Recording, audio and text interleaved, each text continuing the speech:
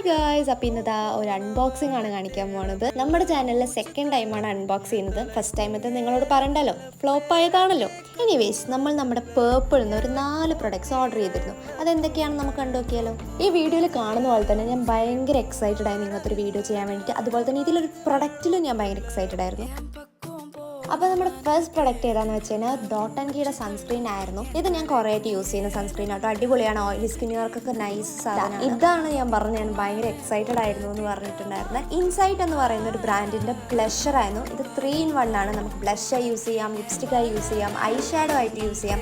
അങ്ങനെയുള്ള ഒരു അടിപൊളി പ്രൊഡക്റ്റ് ആണോ എന്ന് ചോദിച്ചാൽ എനിക്കറിയില്ല, യൂസ് ചെയ്തിട്ട് പറയാം. പക്ഷേ ഇത് ഞാൻ കണ്ടൊരു കൊതിക്ക് വാങ്ങിയൊരു സാധനമാണ്.